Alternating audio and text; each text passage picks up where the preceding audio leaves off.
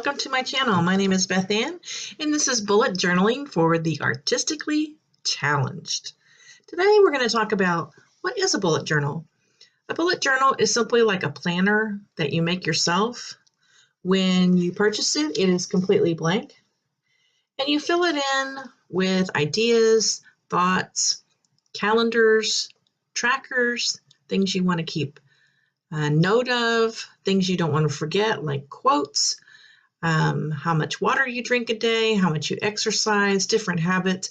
It's up to you. You can make it as complex or as simple as you like. The reason this is called bullet journal for the artistically challenged is because I'm artistically challenged.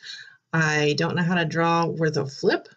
I basically use stencils whenever I want to make a picture in my bullet journal. That's totally up to you. So let me show you this blank bullet journal that I just bought from Scribbles That Matter.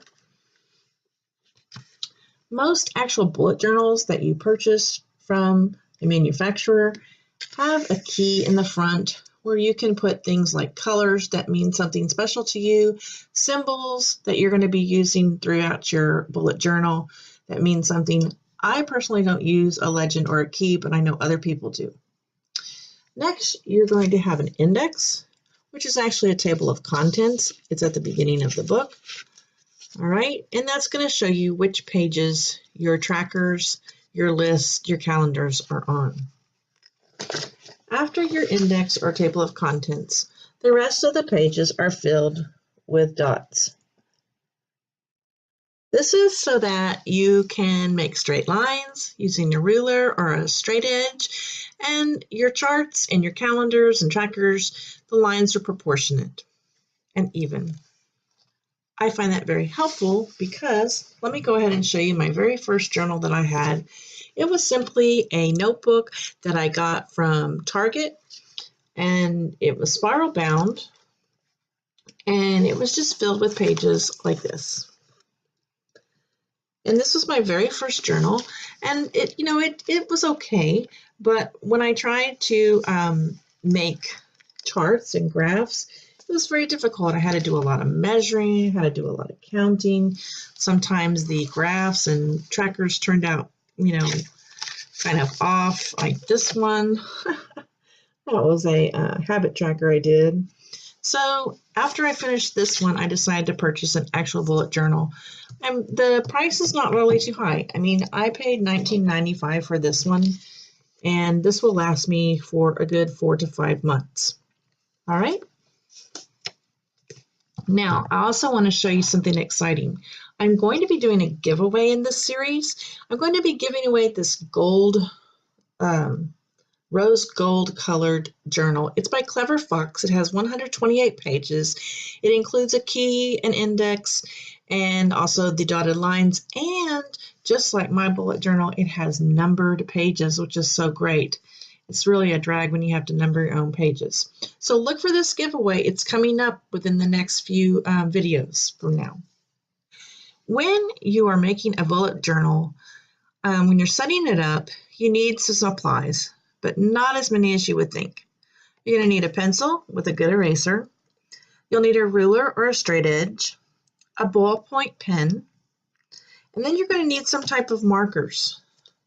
And I suggest markers like this one. I have one that is paint on the end. It's like a paintbrush, and the other is fine tipped.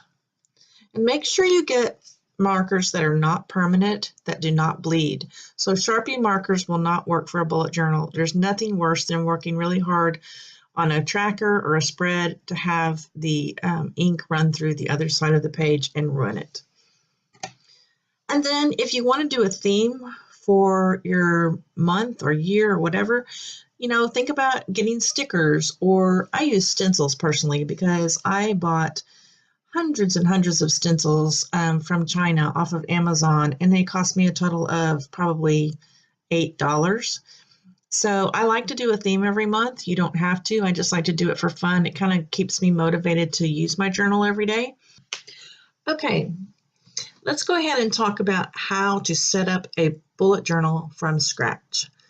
When you're setting up your bullet journal, it's best to go from general to specific. So what I like to do on mine is to start with a yearly calendar.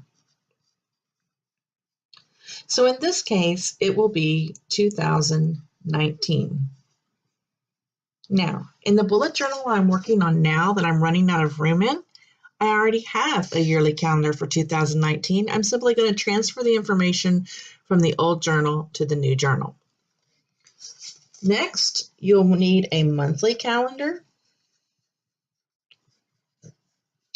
And for my purposes, I'm going to be starting with April.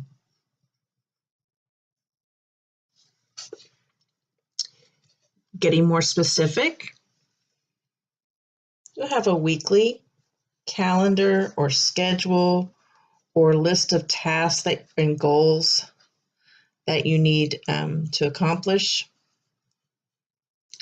I personally do not use a weekly calendar or schedule or of goals. It's just not something that fits into my lifestyle and my business, but you may need one. You might find it very helpful. And last, you'll have your daily goals, schedules, calendar, whatever you want to call it, day by day.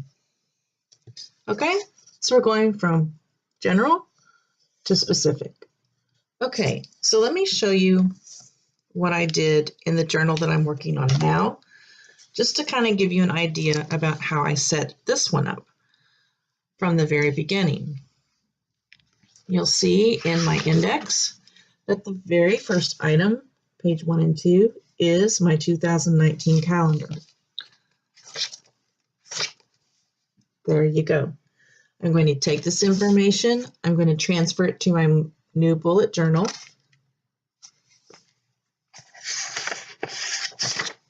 All right.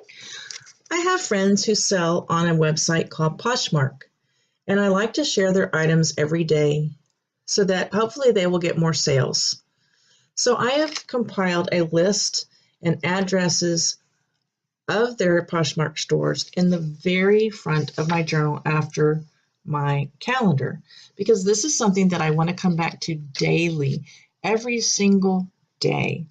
All right. So I want you to be thinking of things that you can put in your journal at the front that you might want to use every day. Like maybe you want to do a water tracker, how much water you drink for the next 3 or 4 months, or a weather tracker, or a mood tracker, or maybe you have 6-month goals. You want to put those at the front of your book. Whatever you want, I want you to be thinking about that. All right. I have several businesses online, so I like to keep track of how many followers I have on each page, and also I like to keep track of my followers on YouTube and Instagram, my social media. This is another one that will be transferred from this bullet journal to my new one because I want to be able to see these numbers that I started with. And lastly, what I have as a very general spread or tracker, this is not trackers, I'm sorry, as general spreads. This is, every page is one of my businesses online. It's where I take notes about specific things that I did to my business, to my store. There you go. And also on my Instagram and YouTube, I like to keep notes of things that I do on there.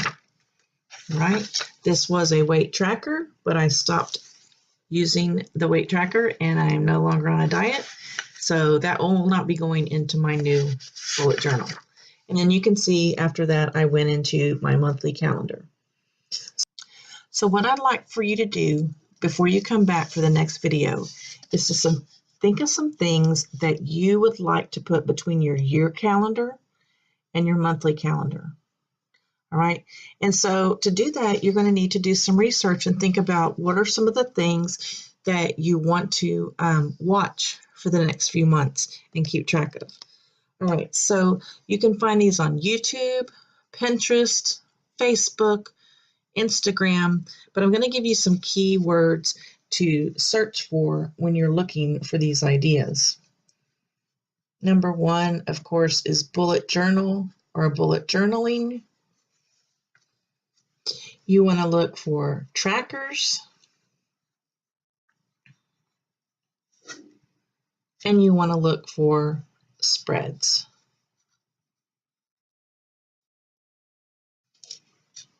The great thing about bullet journaling is you can change it whenever you want to. You can have a water tracker 1 month and decide you don't want to do it anymore and put something different the next month. It's up to you. Bullet journaling is so much fun. It's individual. I hope you will join me on this series. Please give me a thumbs up if you enjoyed this video, if you found it informative. Please subscribe to my channel and hit the bell, and you will be notified when I upload the next video on bullet journaling for the artistically challenged.